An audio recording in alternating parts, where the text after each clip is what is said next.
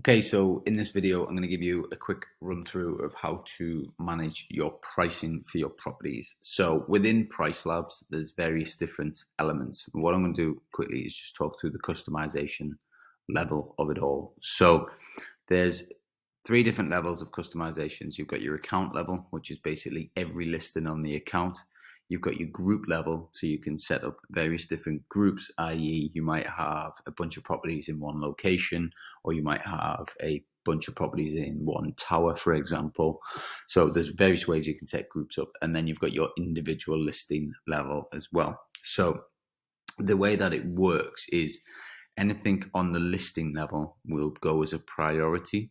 If there's nothing on the listing level, it'll then go to the group level.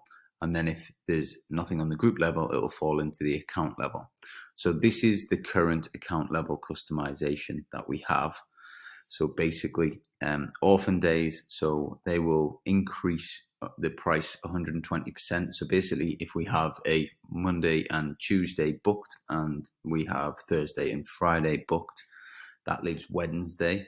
Now, because we have here a 3-night minimum stay through the week, then that one day couldn't possibly be booked because it wouldn't work on the minimum stay rule. However, because it's spotted as an orphan day, a day by itself in essence, it will increase the price 120%, which makes it worthwhile doing the booking. So although you're going to have a one-day turnaround and increase linen and cleaning costs, you're going to get 120% of the booking value. So effectively, you're probably going to be not a million miles away from getting a 2-night stay price. So it's worthwhile doing.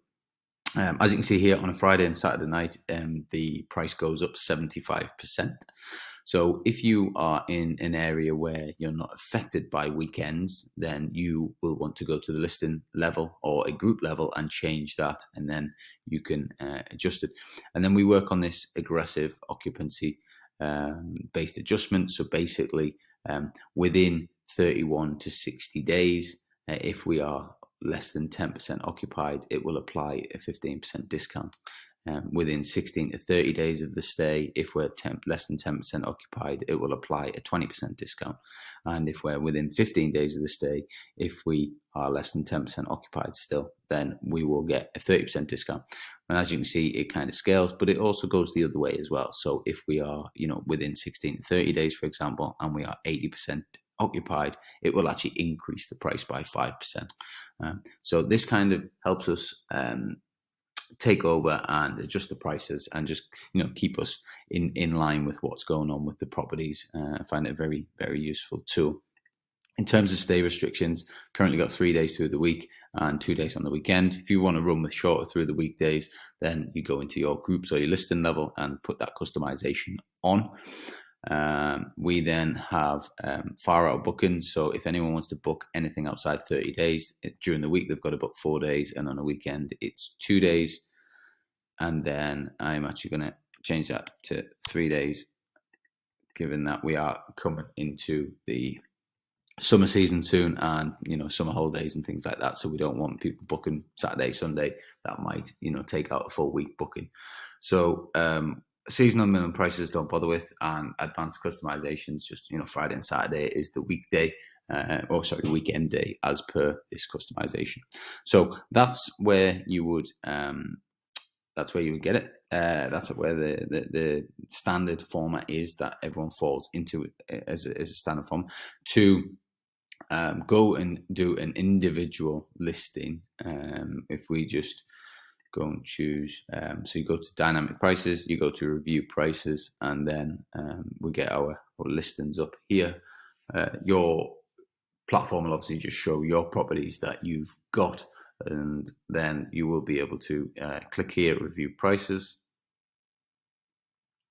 and it brings up this element here. So it shows us that the base rate is 109, which you can see here, and then as per the customizations that we've set.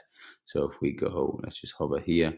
So we'll see here we've got a 2% seasonality increase. We've got a 27% demand factor. So there's obviously something on that weekend within, where's this? This is in Newcastle. So within there, we've got a 75% increase on the account level day of the week. we've got a listing occupancy factor of -20% because of that aggressive customization. And then we have a minimum stay of 2, and then obviously that prices that property as such. This is where you can customize on a listing level. So if you want to, you'll see here, it's all on account level, but then there is a group level here. So that's kicking into play there, and a group level kicking into play there, and then account level here. So we need to, if we edit the customization, you get the same screen, and you can see here that anything you change here will override that customization that we've just said on the previous account level customization. So that's how you tweak your prices. And then what you want to do is you want to then monitor what's going on a weekly basis. So I think the easiest way to do this is if you get a Google Sheet, and if you've got sub 20, 25 properties, it's very easy to do this. Once you scale past that, then you need to start looking at it from a group level. But let's just say we have XYZ property, to put the property address, and the date is 7th to the 4th, and price was, let's just say for argument's sake, 100. Okay, so that's where we're starting up from. We then come in on the 9th to the 4th, and we have no occupancy. So basically anything between 0 and 40% unoccupied, we want to reduce. Anything between 40 and 80%, we leave. And I think 80% plus, we increase. Basically, if we have a lot of availability between 0 and 40%, then we reduce the price. If it's between 40 and 80%, you could, if you wanted to, change that to 60 and then have this as 60%, or you can play around with it. But again, you could go 70 in the middle and then have that as 70%. You just need a rule of thumb, basically, of what you're going to change. So basically, let's assume XYZ property has in the next. And this is also where you want to track your data and find out what your average length of stays are, which you can do through going to your portfolio analytics, and it'll show you your length of stays. At the minute for the UK, the average length of stay is about 11 days. So if you go on a 7-day window and you're not very booked, or a 15-day window and you're not very booked, then you want to be trying to do something with the price, because most people are booking around 11, 12 days out. So let's just assume that, we've got our 7 or 15-day filter on, and it's showing us that we're not very occupied and that we're fall within this bracket here. Then what we want to do is just reduce that down by £10. But then what I do is you want to just, put this in a color. So let's just choose red. And then let's just say the next time we check 11th to the 4th. So I would check every couple of days. So you're checking it at least sort of 3 times a week.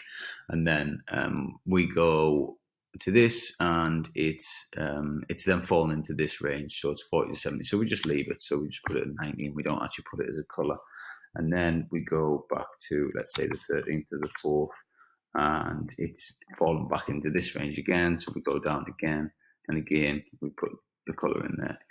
And then we go back to the 15th to the 4th, but it's actually, this time it's jumped into this range. It's taken a decent booking, and we're now booked. So we then color it in green, and we would increase the price to 90. So what you want to do is, you basically, by doing this color chart system, what you'll end up doing is you'll find a point where, say for example, it might stay clear, it might sort of stay in this range here, and as long as we are towards the top end of this range, then you would want to almost just leave the price, because that's kind of the base rate. And so basically, when you start getting a lot of clear blocks together, because you're not adjusting the price, that's pretty much what your base rate is.